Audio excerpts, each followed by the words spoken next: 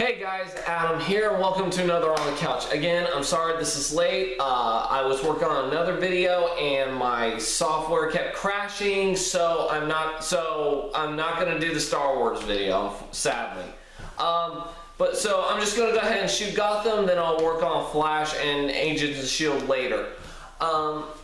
So today we this week we got our first introduction to Harvey Dent. Hell, even the episode is called Harvey Dent. It's okay.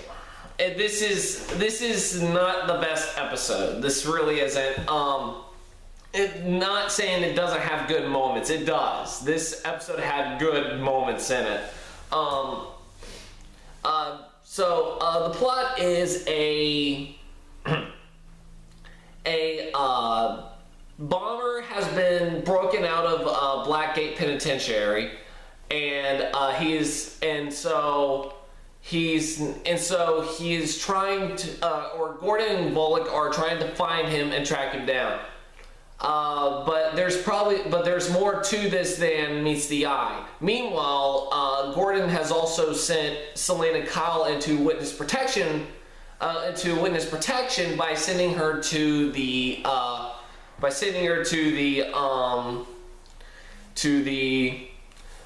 Wayne Manor to live without Bruce and Alfred. Alfred is very adamant,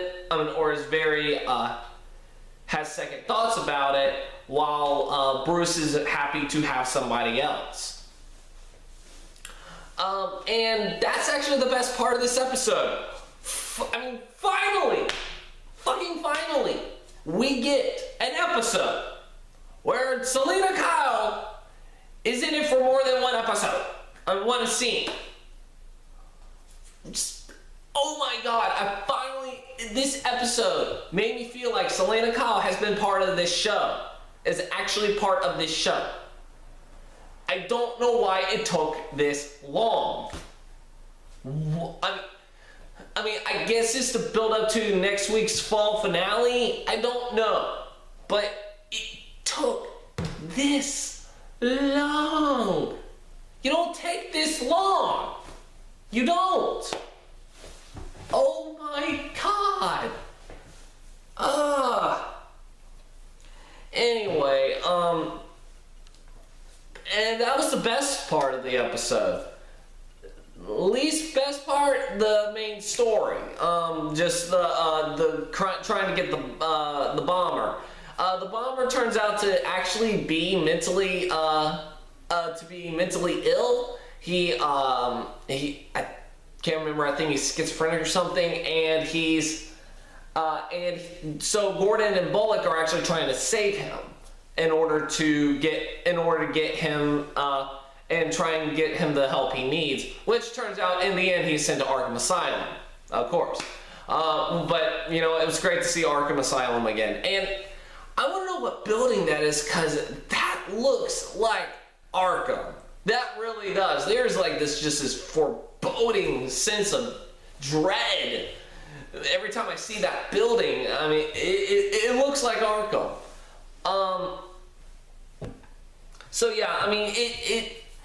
It's a plot. It's a plot that connects with the mob plot, and it's not that great. Meanwhile, Penguin is infiltrating Liza's apartment, learning that she is working for Mooney. So he makes a deal with her. And also, the Harvey Dent plot is Harvey Dent believes that there's a businessman who has his money in Wayne Enterprises who believes that, he believes that this guy named Lovecraft is behind the Wayne murders. Again, it's nice to see Harvey Dent. The guy playing him is actually pretty good. It just didn't feel.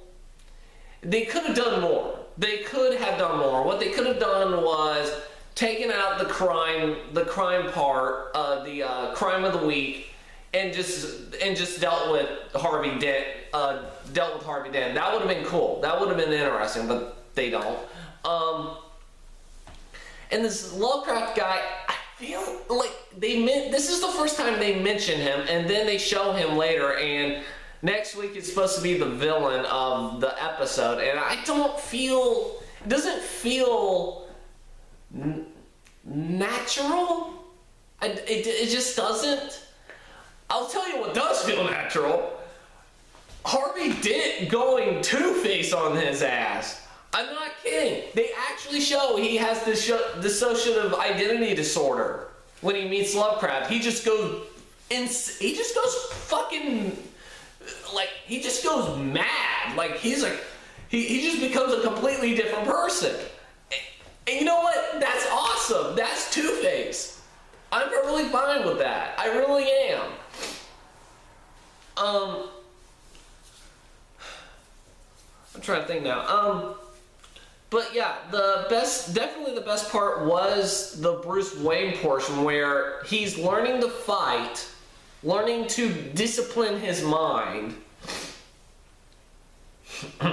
and also learning to build a friendship with somebody at his own age, which is Selina Kyle. And Selina is, and you know what? Selina's that character that Bruce needs. Bruce doesn't know about girls. He doesn't know about, he seems to not have many friends, really. And Selina seems to be the one person who's his friend. And it's just great. These two, I don't normally say this about kid actors, but these two have really, really good chemistry. Fantastic chemistry. And it's awesome. I love these two characters. I've said I liked the actress playing Selina Kyle. I really did. But now I feel like I actually enjoy this character because she's not wasted. Bruce is great in this. He's very much not this perfect character everyone makes him to be all because he becomes Batman. He's not. He's an awkward kid. Like any other kid. Hell, I saw a picture where George Clooney was an awkward-looking teenager today. It was weird. But, it was still George Clooney, but it was kind of funny to see George Clooney as an awkward teenager. It's really, really good to see this. And Alfred, of course, is just going, oh, she's not good enough. It's like, blah, blah, blah, you're endangering Master Wayne, blah, blah, blah. And you know what? It's understandable why he would say that. He's protecting Bruce, which makes me excited for next week. Because I won't tell you what next week is until it debuts. But my God.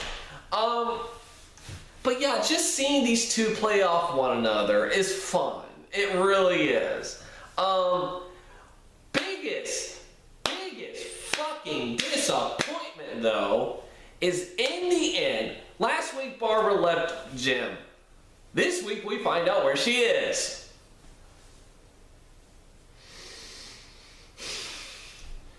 She is with Montoya. They are in bed together. Ugh. Montoya, I still don't like.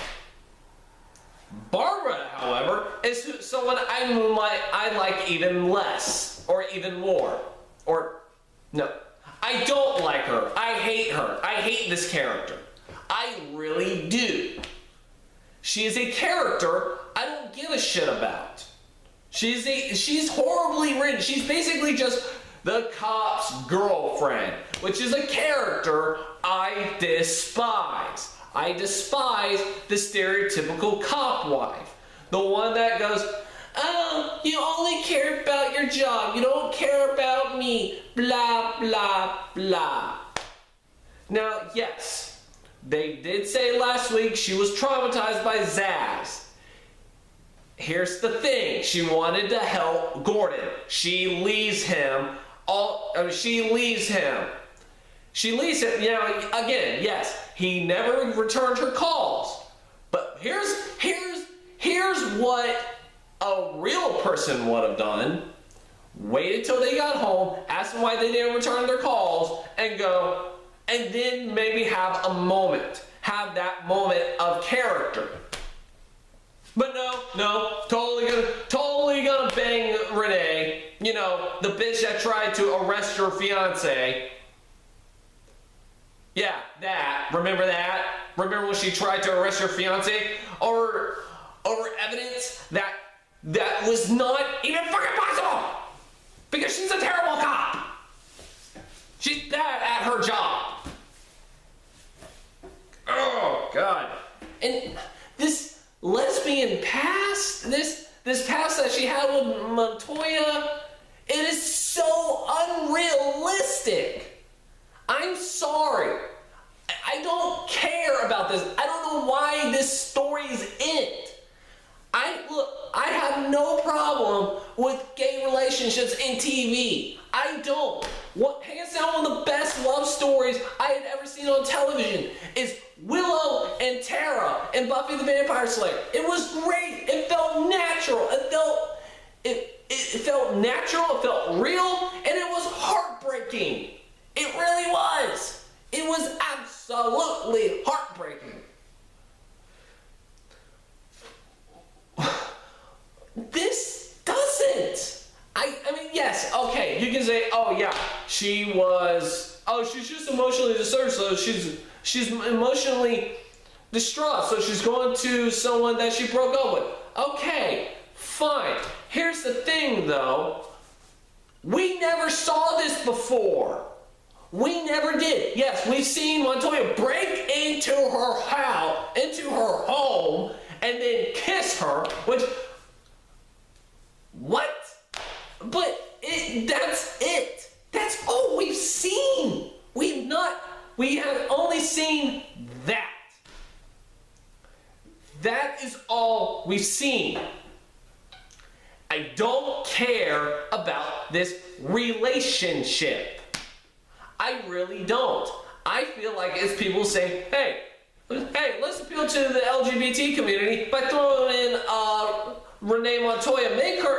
Go ahead and make her a lesbian already, and in order to cause some conflict, let's make Barbara a former lesbian too, or just have a lesbian fling, whichever. I don't care.